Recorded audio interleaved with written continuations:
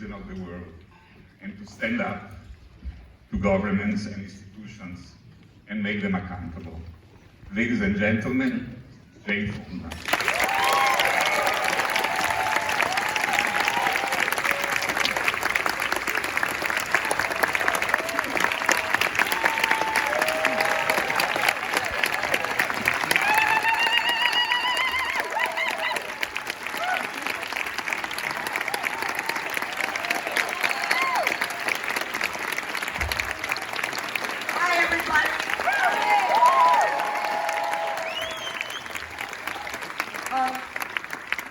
Well, I want to thank the Hollywood Foreign Press Association and Indie Collect very much. I am a newbie to the whole issue of film restoration.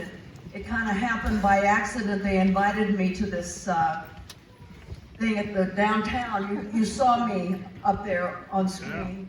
But Alexander Payne was there, and my friend Thierry Frémont, who runs the Cannes Festival. And I thought, God, maybe Payne will cast me in a movie if I go down. I mean, it was purely opportunistic on my part, but I thought, well, I better study a little bit about film restoration. So I learned about it, and I suddenly realized how important it is. And then I realized that I've made a few documentaries, especially the one you're going to see tonight, that had kind of disappeared. And this film documents a part of the anti-Vietnam War movement that very few people know about.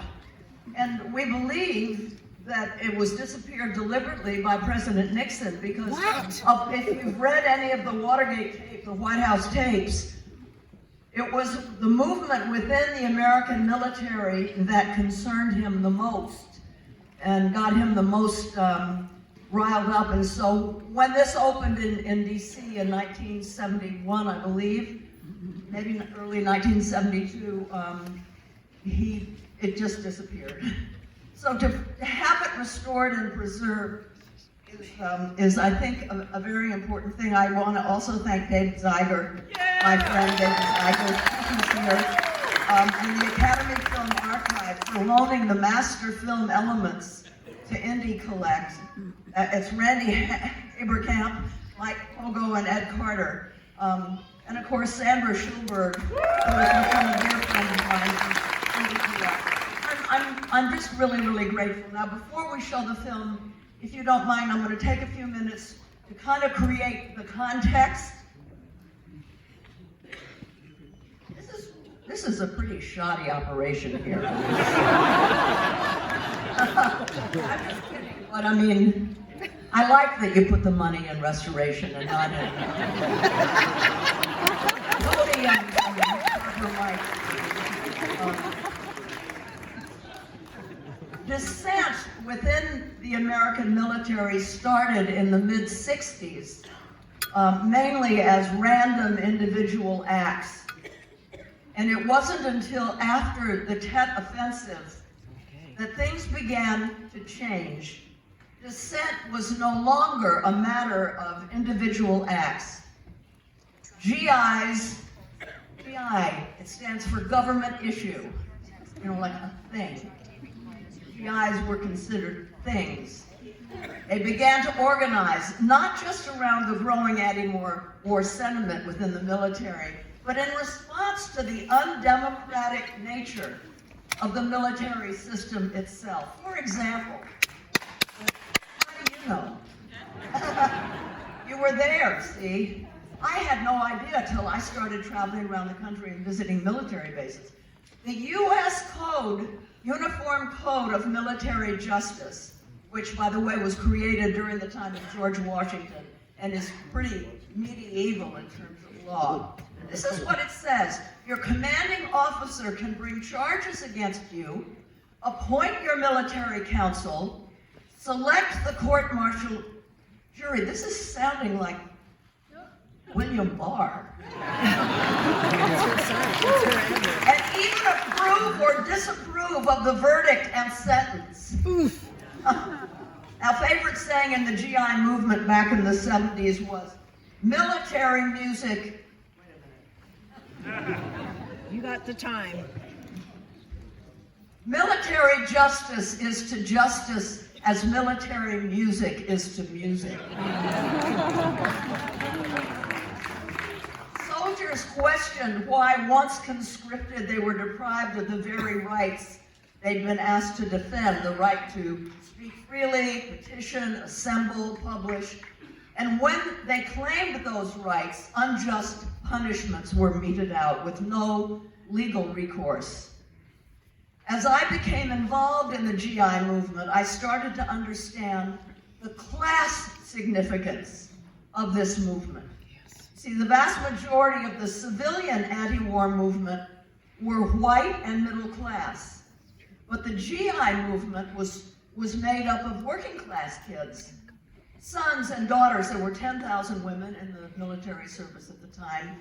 They were sons and daughters of farmers and hard hats and kids who couldn't afford college deferments.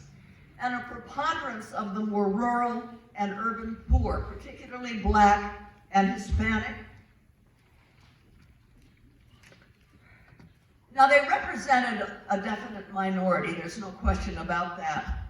But there were enough of them that by them I mean anti-war, active duty servicemen and women.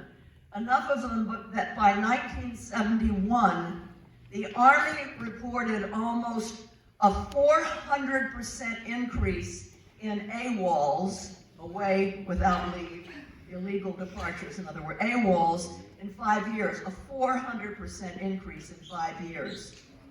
There were enough of them that one military historian, retired Marine Corps Colonel Robert Heinl Jr., wrote in June 1971 Armed Forces Journal, and I quote, "By every conceivable indicator, our army that now remains in Vietnam is in a state approaching collapse, with individual units avoiding or having refused combat, murdering their officers and non-commissioned officers, drug-ridden and dispirited, if not near mutinous," unquote. Now, we should not condemn the Vietnam era soldiers for this. They were actually a very, very fine military force. But when you ask men and women to fight in a war that they no longer believe in, you have to expect terrible consequences. You know, it would have been very, very hard for soldiers to believe in a war that by 1970, even moderate American papers and magazines like the Saturday Evening Post and the Wall Street Journal deemed a folly. Now, some of you may be old enough to remember that when Walter Cronkite began urging withdrawal from Vietnam, President Johnson said to his press secretary, "If I've lost Walter, I've lost middle America." Well, the GIs and their families were middle America. Now, I spent about a year going to military bases in this country, talking to soldiers, and I was kind of aware of what was happening. There were what were called coffee houses opening all around the country outside of military bases. The David Zeiger that I mentioned earlier to thank for helping us restore this movie, he was on staff at one called the Oleo Strut in Killeen, Texas. And they all had their own little newspapers. And so a lot of the show that you're going to see in this movie, the show that we put on, was taken from the GI's own newspapers. So I knew that there was this extreme anti-war sentiment within a lot of soldiers in the military, and I really resented Bob Hope, who was still traveling to Vietnam and, you know, saying things like, you know, the best urban cleanup would be to carpet bomb North Vietnam, and people would laugh.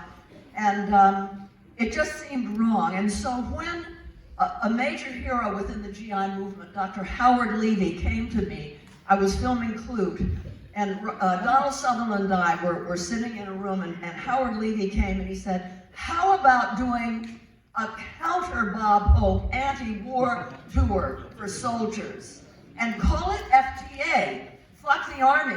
I mean, you know, in the movie, for purposes that you can well understand, we called it Fun, Travel, and Adventure.